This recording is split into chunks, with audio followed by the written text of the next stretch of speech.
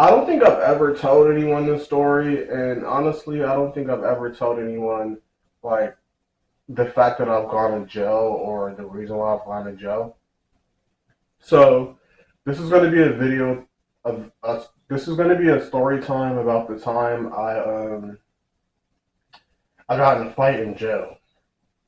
This was like years ago.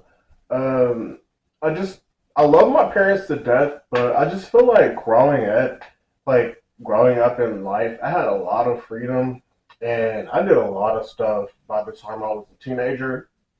And when you, I feel like when you grow up early or when you grow up young, like your mindset is different. So I feel like by the time I was 20, 21, I already like had the fucking mindset of like a fucking 30-year old. So I'm like having like a midlife crisis at like fucking 20, 21 because I did everything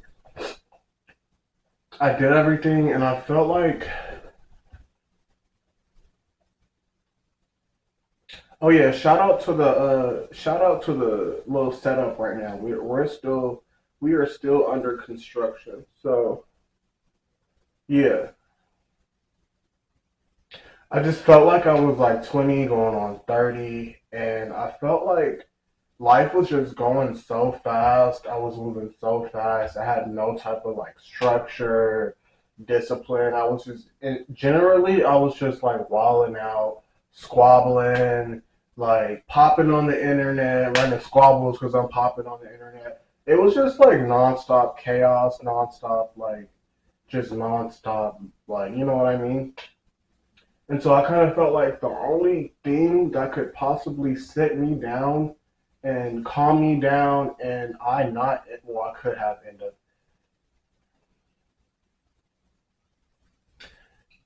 You know the old saying that people tend to tell black men you're either going to end up in jail or dead. I was kind of on that path, and I figured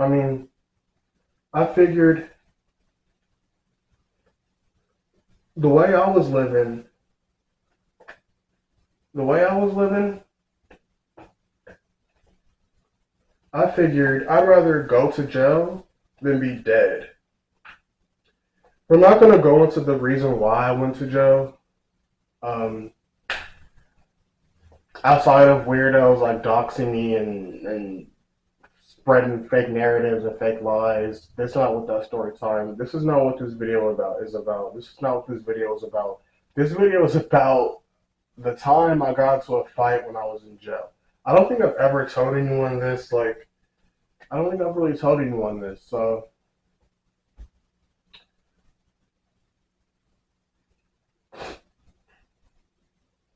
it was like I was well into like my little bid, and by that time, I don't think I got into any fights. Like, I was actually like the type of cellmate I was easy to get along with. Like, I think I was just like that breath of fresh air, oddly to say, but boom. I was cool with this Rolling 20 blood, right? I was cool with him. And the funny part is, like, after we got into a fight, like, or before, I don't remember, I think after, he was like about to go home. He did like a home invasion. They didn't find him guilty. He was about to go home. But then like some private investigators came in the dorm and they questioned him regarding like him being with like a 15-year-old girl or something. And he admitted to it like an idiot. If they didn't even have any proof, he admitted to it like an idiot. And so he caught another charge. And I don't like catching that type of charge, anything dealing with a minor is hella serious. But boom. So we were cool at one point, and like I even made him like a pocket. Like if you know, you know. If you've been to jail, you know what a pocket is. I literally made him a pocket the day before. But yeah. So like a couple of days before, I was bored, and I had like a paper clip, and I carved neighborhood in the window, and allegedly he was a Rolling 20 blood. Boom. This is crazy. This is hella ghetto, but this is what happened. So, I carved a neighborhood on the window, right? The glass window. It was hella small. Like I don't even see how anyone could have told him or showed him or seen it in general. So I carved neighborhood on the door, and so the next morning, um, when the doors pop, he comes into my room. He's like, "Hey, get up, get up." I'm waking up like, no, like we supposed to be cool, so I didn't think nothing of it. He was like, "Oh, you gotta go, you gotta go, you gotta go." I'm like, "Why?" "Oh, cause you eloped, you loking." In my head, I'm like, "Why the fuck I gotta go?" So I asked him like a fourth time, and he socked me in the face, like he sucker punched me. There is like this reoccurring thing with people sucker punching me. I don't know why y'all do that, but whenever it's a heads up, y'all don't want to run no squabbles. But anyway, he sucker punches me, and we immediately start squabbling. Like we're standing up, squabbling, like straight fist. We both have hair, but we're both like, it's just straight fist. There's no hair pulling the hat. A lot of hair at the time. He had a lot of hair at the time. There was no arm lock. It was just straight fist. We were both, squabbling. And so we both fall on the ground. We both fall on the ground. And then at that point, he started pulling my hair and I started kicking the nigga. One thing about me, if you've ever been around me, I got some heavy feet and some strong legs. Like I use my legs when I'm fighting. So mind you, we're on the ground. He trying to use his arms, but I got some long legs, like some long, strong legs, and I'm just like kicking him in his stomach and his face. Like my cellmate and my cellmate's homie, they came in the room like, "Oh, they fighting, they squabbling, blah, blah, blah." And so they break it up. And for some reason, mind you, my booty cheek came out, everything, as I'm kicking him in the face while he's squabbling. And so my cellmate and my cellmate's homie, they break it up. But I don't know why people do this. After it was broken up, he was just standing, the dude I was fighting, he was just standing next to my door. Like, are you dumb? I just ran you a fade and you really about to stand by my door with your defenses down.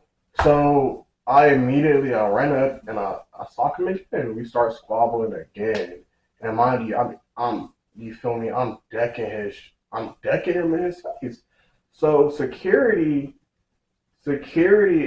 jail security at this point, they have to break it up. And he's pulling my hair and I'm headbutting him. I'm headbutting him. Boom, boom. Because security is holding me. Security is in the way. But my head is still, you feel me? I'm headbutting him. And then security finally like breaks it up. And all I see is blood, like dripping, like blood gushing down his face. Ah, blood gushing down his face. And as blood is gushing down his face and he's walking off, I'm like, and that's our neighborhood. Like, since you want to switch up over something small like that was hella dumb. But yeah, the moral of the story is, guys, don't ever be the one to start a fight. Like, people who usually start fights, like initiate fights, for some reasons, they always be the one that lost. Also, he had to leave the dorm because if you know. The rule with like the dorms in jail is like if you lose a fight, you gotta go. The person who won gets to stay. The person who lost gotta go, and he had to go because yeah, like you was claiming Rolling 20 blood. I've never heard of Rolling 20 blood ever, and you left with 20 inches of blood dripping down your face. If you like this story, tap in, like, subscribe. Social medias are linked in the comments.